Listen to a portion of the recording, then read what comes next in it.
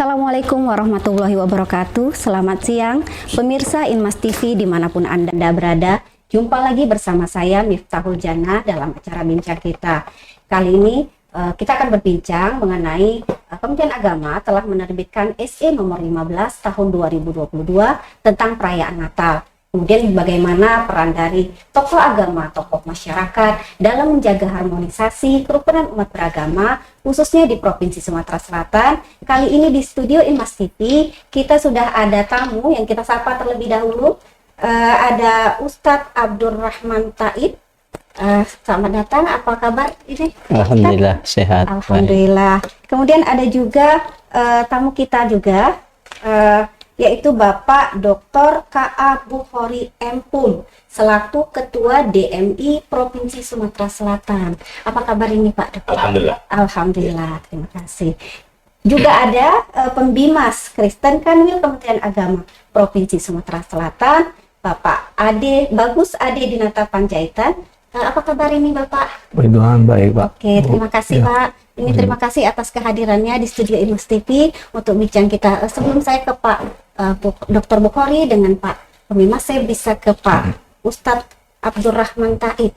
Ini Ya. boleh disebutkan ya, bisa diceritakan nggak ini awal mula terjebak paham radikalis? Jadi baik, awalnya kita masuk dalam kelompok yang dikatakan radikal sekarang. Ini pada umumnya sama kasusnya dengan kami. Itu karena kita sedang mendalami agama. Oke. Nah, kemudian pemahaman agama kami kan otomatis belum terlalu banyak, apalagi materi tentang masalah jihad fisabilillah di dalam Islam. Nah, jadi dengan keterbatasan ilmu, kemudian ketika kita disampaikan materi masalah jihad fisabilillah kepada dari orang dari kelompok tertentu, maka pemahaman kita yang sedikit tadi akan langsung menerima apa yang dia sampaikan. Nah, karenanya setelah dapat info atau dapat ilmu, dapat masukan dari mereka, pada umumnya rata-rata itu kita semangatnya menjadi naik, jadi tinggi. Nah, setelah semangat tinggi, setelah dapat ilmu, inginnya beramal ya, melakukan apa yang didapatkan. Yang diberikan gitu. Jadi seperti perintah jihad fisabilillah dalam Islam itu, kalau dulu kami pahami adalah kewajiban yang sama halnya dengan sholat fardu. Jadi ketika kita tidak melaksanakan jihad fisabilillah, dikatakan kita sudah berdosa. Oh, seperti Gitu. Itu kalau boleh tahu nih, kapan semenjak kapan sebenarnya ikut ya, apa aktif di ikut dari paham radikalisme tadi? Iya, kalau kami pribadi awalnya sekitar tahun 2002 sudah mulai Sudah 2002. sudah mulai berkenalan dengan paham seperti itu. Jadi masukan masalah tentang paham-paham ini adalah dari orang-orang yang memang sebelumnya sudah membidangi atau memang terlibat dengan hal tersebut. Ada kelompok-kelompoknya gitu. Ada sudah kelompoknya gitu. Oke. Kemudian apa sih yang mendorong Pak Ustadz nih ya untuk atau menyebabkan Anda menyadari bahwa paham atau yang dulu organisasi yang Anda ikuti itu Anda mendorong Anda untuk keluarlah dari paham radikalisme itu terus?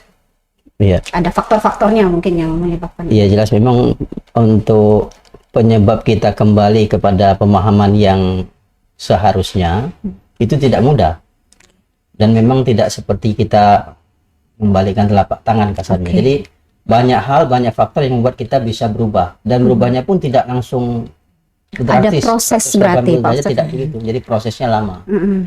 Jadi itu dengan berkenalan dengan tokoh-tokoh yang sering datang kepada kami, memberikan pemahaman, kemudian juga dari pihak-pihak kepolisian dan lain sebagainya, juga dari keterlibatan kami berhubungan dengan para yang dulu kami sebut mereka itu sudah murtad, misalnya polisi, kemudian pegawai-pegawai Kemenkumham atau sipir. Itu pemahaman kita dulu seperti itu, bahwa mereka itu sudah murtad, katakan. Apabila berbeda paham dengan Ketika Anda tadi ya, ketika seperti itu. Nah, dengan kami bergaul dengan mereka, kami menjadi sadar bahwa mereka ini ternyata baik perilakunya, dan tidak seharusnya kita memandang bahwa mereka ini sudah dengan kondisi yang tidak baik gitu. Oke.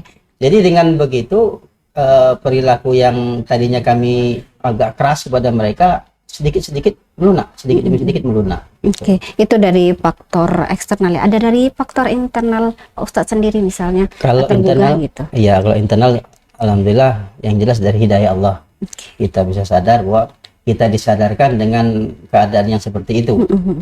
Jadi memang kita belajar juga apa yang sudah kami pelajari sebelumnya, masalah jihad terutama, itu kita kaji lagi. Bahwa pemahaman kita yang dulu yang hanya terpaku pada satu kelompok, akhirnya bisa kita sadari bahwa tidak semua apa yang disampaikan kelompok kita itu benar. Makanya kita harus mengambil pendapat dari kelompok yang lain. Oke, kalau pandangan Pak Ustadz nih, kalau sekarang dengan yang kelompok dulu ya, maksudnya dari sudut pandang Anda sekarang ini seperti apa? Ya memang kalau masalah jihad fisabilillah itu adalah syariat dalam agama kita, itu tidak bisa dipungkiri dan tidak boleh kita mengabaikan hal tersebut.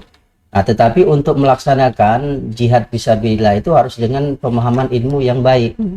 Jadi tidak hanya dengan modal semangat. Karena kalau hanya dengan modal semangat, bisa jadi kita ingin melakukan perbuatan yang mencari pahala justru menjadi dosa bagi kita. Ketika memang itu tidak tepat atau tidak pada waktunya. Benar sekali. Oke, Pak Ustadz, kami ke Pak Bukhari dulu ya, Pak Dokter ini. Ini kan dari selaku Ketua DMI Provinsi Sumatera Selatan ya. Oke, sebenarnya kami mau tahu dulu nih apa itu DMI, kapan dibentuk, kemudian gagasan siapa yang bergagas, gagasan dibentuknya DMI ini seperti apa? Ya, terima kasih.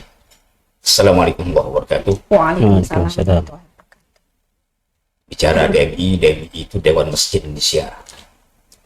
Dibentuk tanggal 22 Juni tahun 1972 di Jakarta. Ini sebagai akumulasi dari beberapa organisasi kemasjidan dan juga musola dan beberapa organisasi Islam untuk membentuk DMI. Karena satu keniscayaan, sementara ada Dewan Gereja, ada Dewan Masjid. Apalagi umat Islam Indonesia ini umat Islam yang mayoritas, tentu senantiasa berada di masjid sebagai pusat dari berbagai kegiatan, terutama peribadatan. Gagasan dibentuknya DMI. Kemudian kalau program-program DMI sama ini apa aja? Program DMI ini secara struktural, terstruktur, artinya sistematis juga. Sekarang ini database masjid. Database masjid ini bekerjasama juga dengan Kementerian Agama mengeluarkan registrasinya. Lalu kemudian yang kedua terkait masjid itu sertifikasi tanah wakaf masjid. Yang diurus itu oleh yang dengan BPN, Badan Pertanahan Nasional. Artinya selama ini terkadang terabaikan. Lalu kemudian yang ketiga terkait dengan badan hukum masjid itu. Ini tentu masjid harus berbadan hukum. Dia sekarang ini kita bersama dengan Kementerian Hukum dan HAM. Sehingga seluruh masjid semuanya ada legalitasnya. Baik tanah masjidnya, tanah wakaf masjid maupun kepengurusannya berbadan hukum. Dari identitasnya seluruh tentang masjid, tanah segala macam ya. Baik. Kalau program DMI yang misalnya menyangkut kerukunan rumah ibadah, itu ada tidak di program-program DMI?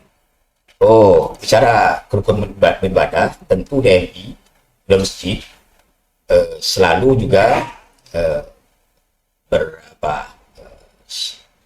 silaturahmi dengan beberapa pemuka agama terkait dengan rumah ibadah, karena ini penting. Terkadang dekat masjid ada juga gereja yang kita tidak bisa pungkiri, itu memang bisa jadi terjadi. Tentu ini harus ada harmonisasi di antara umat beragama terkait dengan pemuka-pemuka yang mengelola rumah ibadah. Kalau tadi memang ada beberapa di wilayah Indonesia juga diketahui berdampingan masjid dengan gereja, gitu kan, bisa sama-sama menghargai dan saling toleransi. Dari DMI juga ada sosialisasi misalnya atau program bahwa misalnya ini kita harus jaga harmonisasi kerukunan, ada tidak yang seperti itu? Pasti itu. Itu sudah ditunjukkan kalau di Jakarta misalnya Istiqlal dengan katedral. Ketika ada acara Istiqlal, parkirnya yang membludak, bisa juga parkir di katedral ya. Ya. Lalu kemudian ketika katedral ada kegiatan-kegiatan misalnya misa atau apa Natal ini tahun baru ya, tentu bisa jadi parkirnya masjid. Nah, itu bicaranya muamalah, Oke. ya hubungan muamalah. Itu memang sudah terjadi, sudah harmonis selama ini. Alhamdulillah memang Iya. itu terjaga ya, Iya. keharmonisan itu. Kalau peran DMI dalam menyangkut harmonisasi, kemudian untuk rumah ibadah juga ya, karena memang DMI mengurus rumah ibadah, Iya. kemudian umat juga itu seperti apa? Tentu peran kita ini selalu berperan aktif. Artinya setiap ada pembangunan rumah ibadah misalnya, baik itu di masjid sendiri, kita harus legal formalnya harus terpenuhi. Kesepakatan Menteri Agama, Menteri Dalam Negeri, ya, dan juga dengan masjid ini harus kita jadikan acuan bagaimana cara mendirikan rumah ibadah. Berikut juga terkait dengan rumah ibadah umat beragama yang lain. Tentu akan bersentuhan nanti dengan umat Islam pada umumnya. Nah, ini juga kita jalin komunikasi yang baik tentunya dalam konteks keberagamaan dan kenegaraan. Kenegaraan. Iya. Oke, dalam konteks keberagamaan dan kenegaraan. Iya. Kemudian untuk pengurus-pengurus misalnya pengurus masjid dari organisasi DMI ini juga himbauannya seperti apa gitu kan? Ini kepada masyarakat seperti apa gitu. Iya. Kalau kita senantiasa menghimbau bahwa kita organisasi masjid adalah organisasi terbuka. Pengurusnya di dalamnya semua komponen umat Islam, organisasi Islam tergabung di dalam. Tentu sinergitas ini melahirkan juga harmonisasi baik secara internal maupun secara eksternal. Karena wawasannya juga sudah luas. Artinya seluruh komponen yang ada di geodesi Indonesia tentu berpikir yang agamis ya, lalu memahami persoalan kenegaraan dan keumatan. Nah, kalau ada masalah untuk pencegahan konflik preventionnya, ada tidak yang dilakukan oleh DMI satu organisasi? Secara ada beberapa konflik tentu kita selama ini yang ada misalnya selalu kita mengedepankan musyawarah. Nah, musyawarah akan menghasilkan mufakat tentunya. Musyawarah kita tentu kita akan melihat secara faktual, bukan sekedar kita mendengarkan beberapa satu sumber saja, tapi berbagai macam sumber kita kumpulkan untuk kita jadikan acuan dalam musyawarah. Mudah-mudahan kalau ini yang sudah selama ini kita lakukan, alhamdulillah tidak ada masalah, lebih-lebih di Sumatera Selatan. Iya, alhamdulillah. Iya. Oke, baiklah kita itu kewajiban kita bersama untuk menjaga keharmonisan itu. Nah, sementara itu masih ke Pak Bukhori nih ya, Pak Dokter. Wilayah Sumsel ini kan wilayah Sumsel untuk selaku pimpinan wilayah Sumatera Selatan, itu apa program sih yang sudah dicapai, kemudian dari DMI ini gitu? Capaian dari DMI. Misalnya berapa nih yang sudah kita sosialisasikan, kemudian berapa rumah ibadah sih kira-kira yang sudah kita legalitaskan? Berdasarkan legal formal sudah mencapai 10.000 masjid Sumatera Selatan Di wilayah Sumsel. Lalu kemudian mereka kita bekali. Tentu beberapa instruksi kita sampaikan, terutama instruksi dari pimpinan pusat dari Masjid Indonesia. Artinya juga termasuk program-program unggulan. Apa tuh program unggulan dari DMI? Sekarang ini pertama tadi database masjid, database masjid. Lalu sertifikasi tanah wakaf, lalu akustik masjid, menyangkut audio, lalu digitalisasi masjid. Digitalisasi masjid juga ada. sesuai dengan era ini sudah punya TV juga. TV DMI. Bisa dilihat juga. Lalu websitenya, kita juga tidak bisa menutup kemungkinan ini membuka sosial media ini sangat penting sekarang ini. Iya, apalagi dakwah masa sekarang dengan sosial media ini luar biasa pesannya. Jadi kita yang ada di lingkup regional itu bisa tersebar secara global. Nah, ini dengan sistem informasi sekarang ini yang luar biasa pesannya. Oke, baik. Terima kasih ini dulu Pak Pak Dokter, saya ke Pak Bagus dulu, ke Pak Pembimas Kristen kita, Pak Bagus Adi Dinata Panjaitan. Kesiapan dari Kementerian Agama, seperti kita ketahui umat Kristiani dan umat Katolik akan merayakan perayaan Natal tahun 2022. Nah, kegiatan apa saja nih yang sudah dilakukan dari umat Katolik atau Kristiani? Ini Bapak mewakili. Oke, terima kasih Bu Oke. atas kesempatan yang diberikan kepada saya.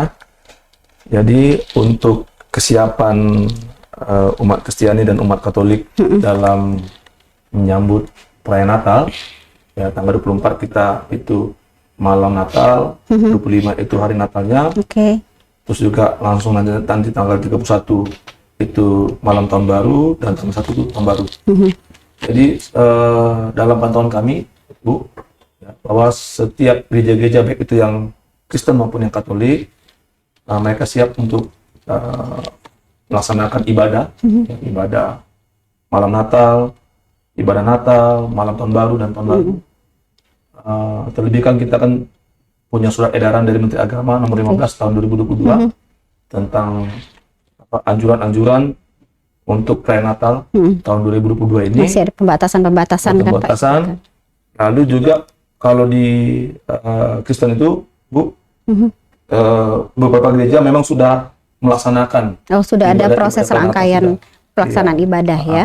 Oke. Jadi tidak hanya tanggal 24-25, tapi setiap gereja-gereja lokal itu mereka punya perayaan Natal tersendiri di samping tanggal 24 dan tanggal 25. Dan dari pantauan kami, ya semua gereja-gereja itu yang sudah melaksanakan ibadah perayaan Natal selain tanggal 24-25 itu kondusif, ya aman, tidak ada kendala di lapangan, baik itu juga secara internal maupun di luar dengan masyarakat tidak ada. Ya, nanti kita akan pantau lagi. Biasanya nanti kita dengan Pak Kanwil, dengan Pembimas Katolik, nanti dengan berkoordinasi dengan Pak Gubernur, kita akan memantau pelaksanaan ibadah malam Natal tanggal 24. Itu, Bu. Oke, terkait SE nomor 15 tahun 2022 ya, yang diterbitkan Kementerian Agama, ada himbauan dari Kanwil Kementerian Sumatera Selatan, itu seperti apa ya yang sudah dilakukan dalam merayakan Natal tadi? Oke, terima kasih Bu. Jadi saya dengan Pembimas Katolik Pak Armadi, kami sudah berkoordinasi dulu dengan Pak Kanwil terkait tentang surat edaran Menteri Agama nomor 15 tahun 2022 tentang perayaan Natal. Lalu saya pribadi sebagai Pembimas Kristen, saya hari Rabu kemarin jam 10 kita buat Zoom, diwakili oleh pimpinan ARAS, pimpinan distrik, pimpinan majelis daerah, maupun juga pimpinan gereja jemaat lokal yang mewakili Sumatera Selatan, 7 kabupaten kota. Kita ada 38 orang ikut Zoom, dan saya memberikan arahan kepada mereka sesuai dengan surat edaran Menteri Agama nomor 15 tahun 2022. Bagaimana supaya setiap gereja-gereja ketika melaksanakan ibadah malam perayaan Natal, lalu tanggal 25 perayaan Natal, tanggal 31 malam tahun baru, dan tanggal 1 tahun baru, mereka mematuhi surat edaran Menteri Agama itu. Iya, itu kan masih ada beberapa pembatasan ya. Untuk pembatasan ini lebih kepada prokes ya, lebih kepada prokes untuk menjaga kesehatan. Nah, kemudian ada yang tidak keberatan atau dengan pembatasan-pembatasan yang sudah diberikan itu. Maksudnya sosialisasi dari ke kita Kementerian Agama itu kepada umat Kristiani dan pendeta mungkin kan, kemudian di gereja-gereja itu seperti apa? Ya. Jadi waktu kemarin kita rapat koordinasi tentang surat edaran Menteri Agama nomor 15 tahun 2022, Bu, ya memang ada beberapa pertanyaan dari Bapak Ibu Pendeta yang mengikuti Zoom itu. Karena kan di dalam surat edaran itu kan bagaimana Menteri Agama menghimbau agar setiap gereja-gereja itu bisa memaksimalkan sampai 100% jumlah jemaat. Tetapi sesuai dengan ruangan. Sesuai dengan kapasitas ruangan, oke. Lalu yang kedua, kalau contohnya dalam ruangan utama itu, gedung gereja itu penuh, kalau memang gereja-gereja itu punya ruang-ruangan yang lain, bisa dimanfaatkan. Gitu. Tapi terkait pembatasan tenda itu udah ada himbauan ke umat. Jadi saya katakan lagi sesuai dengan surat edaran itu, bahwa kalau contohnya ada gereja yang memang kapasitas jemaatnya mungkin karena biasanya kalau Natal itu kan tidak hanya orang tua tapi anak-anak juga Oke. ajak jadi sesuai dengan surat edaran Menteri Agama itu ada di poin poin yang ketiga F itu, kalau misalnya mereka menambah kapasitas, contohnya membuat tenda di luar itu harus seizin kepolisian wilayah setempat. Oke. Contohnya kalau ada gereja Itu sudah dilakukan ya? ya, kemarin saya mau itu. Contohnya kalau ada gereja itu di IT1, di Timur 1, berarti dia harus kalau memang dia mau buat tenda, ya kan, dia harus menyampaikan surat, Berkoordinasi. ya koordinasi dengan contohnya Polsek IT1. Iya. Oh, Iya. minta izin dulu ya. Izin dulu. Oke. Karena takutnya gini Bu, karena kalau terjadi apa-apa nanti, ya kan, ketika mereka tidak berkoordinasi dengan kepolisian di setempat ataupun pada kita, nanti pasti kita nanti yang akan ini dipertanyakan. Oke. Jadi terkait tadi ya, himbauan ini nih, himbauan dari Kemenak Sumsel ya, khususnya Bapak mewakili, kemudian umat Katolik atau umat Kristiani untuk menjaga kondusivitas keharmonisan di Sumatera Selatan ini. Ya. Jadi kemarin juga saya himbau kepada semua pimpinan jemaat ataupun gembala sidang setiap gereja-gereja lokal Bu, bahwa kita tetap juga berkoordinasi dengan pemerintah setempat, dengan RT, dengan RW, kan, dengan lurah, artinya juga jemaat juga dan juga para Bapak Ibu pendeta juga jangan eksklusif, gitu. Melainkan kita menunjukkan satu kehidupan yang bermasyarakat di tengah-tengah perbedaan itu, di tengah-tengah kemajumukan itu. Nah itu, jadi memang saya sampaikan kemarin ke mereka seperti itu, apalagi kan Sumatera Selatan kan jadi konflik. Sekalipun mungkin ada hal-hal yang mengganjal, mungkin hal yang di untuk di lapangan konflik seperti preventionnya, Iya. pencegahan konfliknya. Iya, jadi kita menganjurkan supaya memang kita kan punya FKOB, Forum Kerukunan Antar Umat Beragama. Nah di FKOB itu kan kita punya wakil.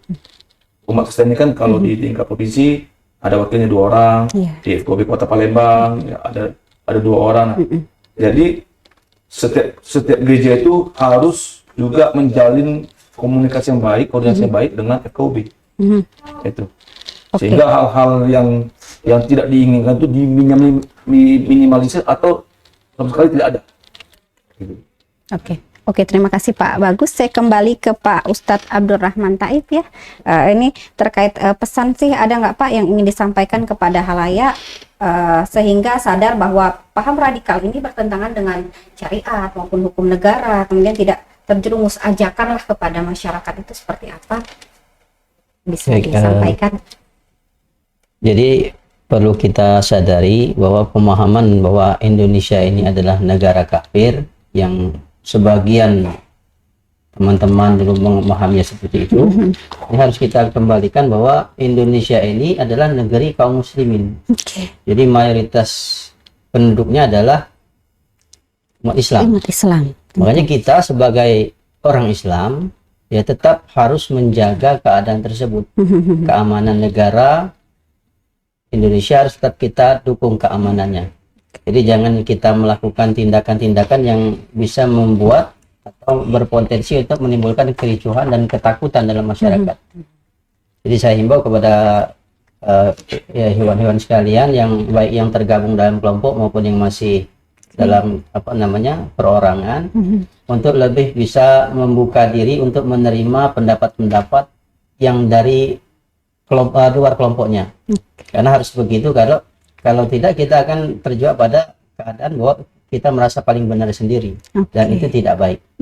Jadi untuk hewan semua agar bisa menjaga keadaan Indonesia ini, terutama menjelang Natal dan Tahun Baru, agar lebih bisa ikut menjaga keamanan negara. Oke, lebih dalam lingkaran KRI ya. Terima kasih. Mungkin semoga didengar ya oleh halayak pesan-pesan dari Pak Ustadz Abdurrahman Taib. Kemudian ke Pak Dokter nih, terakhir nih pesan apa yang ingin Pak Dokter sampaikan nih agar biar orang ini nggak ikut-ikutan terbawa arus atau gimana, dia bisa mengcover dirinya sebagai fasilitator demi menjaga keharmonisan dan kerukunan umat beragama khususnya di wilayah Sumatera Selatan ini. Iya, terima kasih. Tentu pesan saya selaku Ketua Masjid Indonesia agar umat Islam senantiasa menjadikan masjid sebagai pusat dari berbagai aktivitas, bukan hanya ibadah mahdhah, ibadah tertentu, tapi ghairi mahdhah. Semua kegiatan terpusatnya di masjid. Karena masjid ini salah satu sentral punya dari berbagai macam kegiatan yang tentu sangat didengar pesan-pesannya. Lebih-lebih mimbar masjid ini luar biasa penyampaiannya kepada umat dari segmen manapun, golongan manapun, organisasi manapun. Ketika di masjid, dia sebagai jamaah masjid, tentu pesan-pesan yang sangat toleran terhadap umat beragama dalam konteks misalnya sekarang ini perayaan Natal dan Tahun Baru.